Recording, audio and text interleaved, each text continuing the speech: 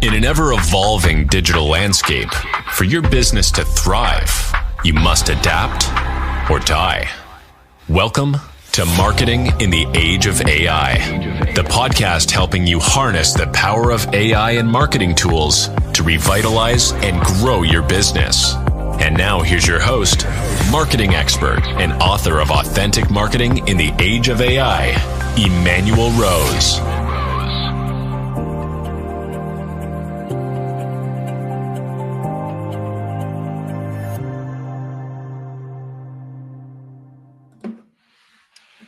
Welcome to this episode of Marketing in the Age of AI. This is a celebratory episode as it's my number 200 for Marketing in the Age of AI. And as I've said before, podcasting is a powerful force, not just in the world, not just in business, but also in my life. It has changed the way that I've been able to interact with the world and meet amazing people and learn so much. So if you are not yet guesting on podcasts or you're not yet hosting on podcasts, just hit pause on this right now and go get an account on Podmatch and get started, at least being a guest, because it will, as I think, also impact your life greatly. Episode number 200, and I have an amazing guest today, Kevin Palmieri, who is a global top 100 self-improvement podcast host with over 2,100 episodes and having reached over 1 million people. His brush with suicide propelled him into going all in on his dream of being a full-time podcaster and entrepreneur. And I am very honored to have you on the show, Kevin. Thank you so much for joining me. Thank you for having me. I forgot. So you and I talked and you said this was going to be episode 200. I am privileged. I appreciate the opportunity to be with you for that special milestone. Yeah, well, that's the funny thing, right? In the podcasting world, you're like, I just want to get past 10. So I know that I'm not going to just be a statistic. And then, and then it just is, I think for me, at least, it just kind of picked up energy of its own. I've done as many as 10 episodes in 1 week.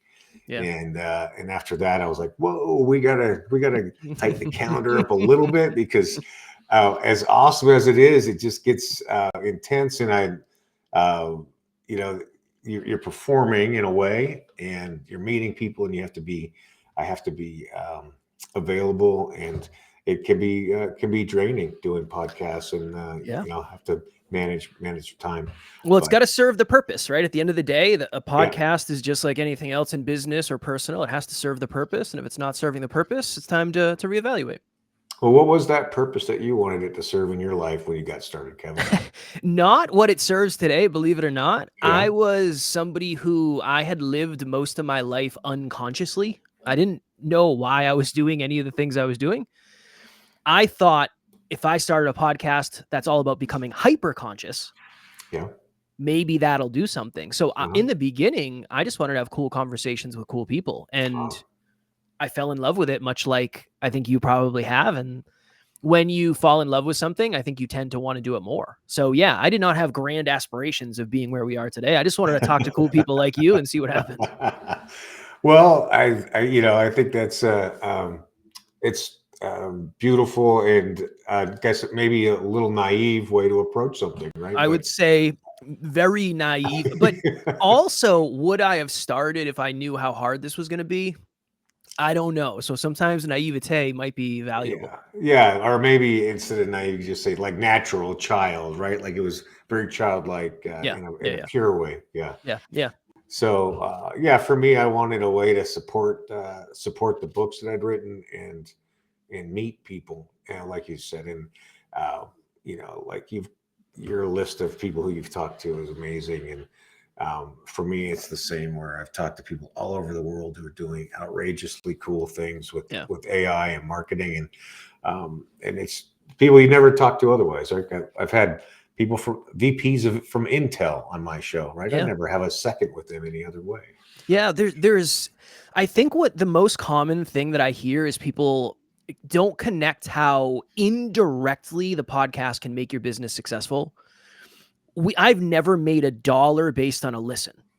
We don't do ads. We don't do sponsorship. So I could get 1 billion listens tomorrow. It wouldn't change how much money we make. But I've gotten so many opportunities from guests or being on other podcasts. And I think that's a really important piece.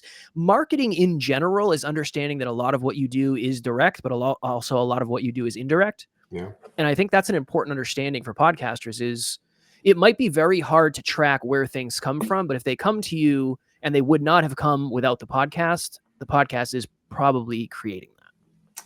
Yeah, well, you bring up a lot of interesting points in that. Number one, we know in marketing that that brand building and call to action type marketing need to be in a ratio of about 60% brand, 40% transactional. So that is spot on. And then, you're able to do either narrow podcasting, right, where you can invite your prospective clients on, or you can do just a big concept podcast and learn about things that are important for you and for the niche that you're in, and have that be brand building. So it's so flexible. There's a ton of different direction, and some people do it because they want to just it is a piece of the business. Other people want to make that the majority of their business. I'll say this: if you're willing to work on the craft of speaking, the craft of interviewing, the craft of storytelling, there is so much opportunity for you out there. There is so much opportunity, but to your point, Emanuel, if you stop at 10 episodes, nothing's going to happen. If you stop at 100, still almost nothing is going to happen. So many of our opportunities came later on. Right. After 200, after 500, after 1,000. So there's something to be said about survivor bias. And then I think the other thing is, when I look back at episode number 100, it was garbage. Right. Compared to where we are today. So there's something about that too, where when you do something long enough, you get really good at it. Hopefully that's the goal. Yeah. Right. It's right instruction, right practice, right outcomes. So I'm with you. It is interesting. So your space was self-help, health. Is that a good way to put it? I would say in the beginning, it was more philosophy than I realized. And then now we've leaned way more into success through personal development, peak performance, that type of content. That's a big piece of it. And then eventually it got to the place where, I don't know, we were 300 episodes in, and people started asking me for podcast help. Right. So eventually I started a podcast about podcasting, and now we have multiple areas and multiple silos for the business. But yeah, personal development and podcasting are really the two places I dip my toe the most. That's cool. I think it's interesting because now every problem I see, I see the solution as podcasting for my clients. But what you're saying, what triggered that for me was that after you do a couple hundred is when people start to recognize you. And I think it's even now, as much as ever, having that clear, authentic voice. People know that it's you creating it, because it's not just an AI bot writing it or speaking it. And so there's you're putting stakes in the ground, and then people know where you stand, and you either attract them or repel them based on where they're at in their development. Yeah. And now, so this is something, if you and I had this conversation 2 weeks ago, I wouldn't be able to say this. Somebody did a breakthrough session with me. So I do breakthrough sessions for podcasters. I want to add value. Cool. Showed up on my calendar. I had no idea who the person was. So we got on the call, and I said, "How did you find me?" And they said, "I chat GPT'd who was the best person to help me with this problem, and you're the first person that came up." And I said, "Ooh, interesting." Yeah. That is the other benefit of having a podcast is, one, you have show notes where you can put in your areas of expertise every time.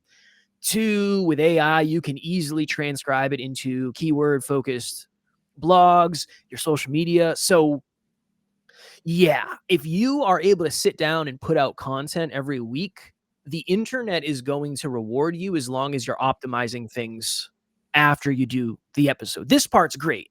Yeah. But what we do before this and what we do after this is just as important as this conversation. Yeah, and I think it is, to me, in the old days, we'd say the blog post was the hub, and all the rest of the things are the spokes and the content marketing. Now it's the podcast or the monologue is the hub, and from there you can spin out. So I mean, you've got 10 lifetimes of content marketing that you could do. I mean, I do, sure. And I'm only at 10% on the road to what you are. So I think that's the other beautiful thing, that a CEO going on a podcast once a month as a guest will provide so much amazing content. Their marketing director will love that, because it is it's on brand, it's on voice, and it is immediately dispensable into the marketplace. And it's humanizing. Yeah. I think that's the difference between blog posts. Like, it's not humanizing. It's not warm. It's not inviting necessarily. But when you get to hear somebody's story, you connect with that story, and then you connect with that person. And then oftentimes you connect with the thing that they're doing. And I think that's a really big piece of it. If you're a service provider and or coach and or somebody who's trying to solve a problem, when you're guesting on other podcasts, you tend to see what questions you get asked the most and what answers land the most. Right. That's a really big piece of it. And then I think the last thing is you get really good at telling your story or the story of your company or whatever it is. And storytelling is a lost art. And there's a lot of opportunity if you're a powerful storyteller as well. So it all connects. Yeah, and I would say even one step before that is this emotional intelligence to connect with people quickly, in this medium or in general that you don't know, and that is really one of the biggest things that where I've benefited, is being able to build rapport quickly with people and then being a listener. I got a good hack. If you're somebody who wants to be a podcast guest or you're a podcast host, when the guest or host logs into the room, just sing a little bit. I do it almost every time. Yeah. It immediately creates a level of connection and like, oh, he's kind of weird. He's not super serious. I do it all the time. And now it's just like a natural thing. But because in the beginning I would be super nervous. And sure. Yep. I think that was my nervous tick. Now it's my productive tick. That reminds me of Brendan Burchard and his dance moves before he would do every session, right? Yeah. Have you ever been? Have you been in person? Yeah, I went to one of his workshops. Yeah, it was energizing and inspirational. Yes, I bet we've been to a couple. Back in the day, we went to Arizona and California. It was interesting for sure.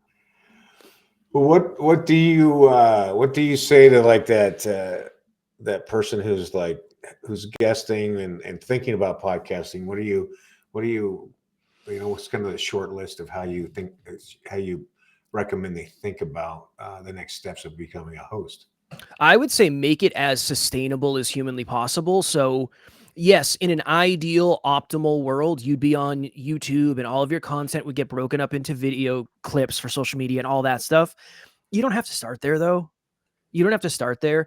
If you have an understanding of the problem that you're going to solve or the problem your podcast is going to solve, and then you can throw in some strategy of how you would like to make money eventually, I think that's a really good start. And honestly, even that second piece is new for me, because I think if you go into it expecting to make money, that's where it's dangerous. But I've worked with so many podcasters, Emanuel, who start in one direction. They come to me and say, I'm not really interested in monetizing it. It's like, all right, cool. Keep doing what you're doing. And then they wake up one day and say, okay, now I want to make money. And then we have to rebrand the whole thing, because the way you started is not the way you're going to make money. So go in knowing exactly who you want to serve, how you want to serve them, and the problem that you want to solve. And then have an idea of what would make you money in terms of product, services, ad revenue. From there, you can always improve quality and stuff like that. I think too many people wait. And if you wait till the moment has passed, till the courage has passed, it's just going to be one of those things that you regret not doing. So yeah, make it as small as possible and just get started. Nobody listens to the beginning anyway. No, but you're able to create some great content and promotion, right? Yes. Yeah. But I think a lot of us overthink it. It's like, well, I got to have the perfect intro, the perfect outro, the perfect... No, because you can always... I mean, we've rebranded 3 times. We've changed our name. We've changed our artwork. We've changed our intro. You can change that stuff. So as long as you know who you're going to serve, get on there, just get the ball rolling like everything else. Well, yeah, I agree. Ready, fire, aim. That's Yes. my motto for everything, right? You continually improve it, but yeah, don't just sit around and try to make it perfect. And I agree. I mean, I've the same thing. I've rebranded and I've created the next podcast, after that, and so it doesn't have to just be one. That's the Right. other magical thing. Yeah. Yeah. If you love it, you can deploy it. Again, you might have multiple blogs, you might have multiple social media platforms. Like, you can do as many podcasts as you want, as long as it's serving the purpose. The thing that I notice the most is usually, if you want to be an expert in your space, I think the best way to do that is to do solo episodes. Mm-hmm. If you have a product, service, and you're good at sales, then you can have guests on. But what I have seen is it's really hard to get guests as clients, because there's some weird energetic thing of, you just lifted up the guest above yourself, and it's really hard to get that energy back. So Yeah. I haven't seen that work super well. I would say you're probably better off if you're trying to be like a thought leader, solo episodes, and then you can test it. I mean, if you're good at sales and you're good at follow-up and all that stuff. But yeah, I think one of the most common misconceptions I see is you have to have guests. We haven't had guests in 4 years. Right. And our business is doing better than it's ever been. Right. Well, So what is your structure for those monologue or solo episodes? Tell me about that. now we just wing it. Okay. So we do, I do my own custom cold open, then we just get right into it. What I suggest for people is hook, story, lesson, future pace, call to action. Nice. So hook, within the first 30 seconds, we got to hook someone. Yeah. Or they're gone. They're gone. One of my favorite hooks, I see Emanuel on a Monday. Hey, buddy, you will never believe what happened to me this weekend. Right. You're leaning in. Tell me more. Right. Yeah. So in today's video, we're going to talk about 5 ways you can make more money and stop living paycheck to paycheck. Boom. I'm in. I want to know. Yep. So that's the hook. Story is usually an experience or example of life before the solution. So depending on how long you want to do it, 1 to 5 minutes. The lesson is, what is the thing that we're going to teach here? What are we talking about today? So that's the lesson, and that could be 5 things, however many. Future pace is a story or example of life after the solution. Right. And then call to action is, hey, if you found today's episode valuable and you want more of whatever, here's where you go. Could be a PDF, could be a Facebook group, could be an email list, could be a coaching session, whatever it is. That's usually how I suggest people do the solos. Don't have a script, just have bullet points. And the more you do it, the better you'll get at it. And then from there, you can kind of go off and see what works for you. But that's a simple framework to get started, at least. I love it. No, that's great. Yeah, I saw some trends where it is people are looking for more monologues, and they're looking for longer episodes also. They're looking for the hour-long episode. Yeah, and YouTube rewards that. Yeah. And the longer the episode, the more ads they can throw in. So that's a piece of it. And the thing that I always suggest, and most people don't do this yet, yes, you can look at your host. So maybe you host with Libsyn or Buzzsprout or whatever. Yes, look at your data there. But you also have to look at the data on Apple. It's Apple Podcasts for creators now, and then Spotify for creators, because they're going to show you your retention rate. Right. If your episodes are only getting 10% retention, maybe your audio isn't good or it takes too long to get into it or whatever it is. If you're getting 70, 80, 90% retention, you have a very sticky audience. It's just important to know that. But to your point, if you're doing an hour and a half episodes, you're getting 10% retention, something needs to shift potentially. Yeah. Understood. Well, what is next for you at Next Level? That's what I got to know. This is always a hard question because it's boring. It's the same. So we're just going to do exactly what we're doing today, but we're going to get a little bit better forever. I mean, that's really the ultimate goal. We're very simple. We just do the fundamentals. But if I can get a little bit better every day for the next 10 years, like I have the previous 10 years, I mean, we're obviously going to grow and be more successful and more impactful. So yeah, nothing sexy, nothing shiny, just the same boring fundamentals for the next decade, and then we'll reevaluate where we are, and we'll probably do the same thing again for the next decade. All right. Well, the fundamentals never go out of fashion. That's right. News, right. That's right. They're hard to sell, though. Nobody really wants the fundamentals. They want the sexy stuff. But that's right. There's a great saying that says everybody wants to shoot the bow, but no one wants to pull the string. Ooh, I've never heard that before. Yeah. So nice. That was tone for you. I appreciate it. Kevin, I knew that I was going to enjoy this conversation. It went by way too fast. And I really appreciate you spending time here with me on this 200th episode. And if people are interested in getting in touch with you and learning more about podcasting or the fundamentals, how do they do that? So I have a podcast called Podcast Growth University. I do an episode every week on all the things I've learned from my 3,400 plus episodes. I would say that is the best place to go. It's free. I always try to make them like 20 minutes. That's always the goal. So yeah, I would say that's probably the best place. And thank you so much for having me for episode 200. I appreciate it very much. All right, Kevin. Well, I'm going to let you get on the rest of your day, and thanks again for your time. Of course. Thank you. Okay. Cheers. Well, what an exciting view of podcasting and being focused on telling good, authentic stories and having a framework for storytelling. I'm making a commitment in these next 200 episodes to do at least a third of them as solos, and I'll try Kevin's structure there for a few of those as well. I appreciate you listening today. I hope that you take some time to find an AI tool and test that, find a way to buy some of your time back through technology, and then use that time to continue to upskill or to get outside in nature, or spend it with your friends and family, or take your friends and family outside in nature. This is Emanuel Rose, Marketing in the Age of AI. Thanks for listening to Marketing in the Age of AI. Be sure to subscribe wherever you heard this podcast so you never miss a future episode. Your copy of Authentic Marketing in the Age of AI is available at Amazon.com or EmanuelRose.com. You can also connect with Emanuel on LinkedIn.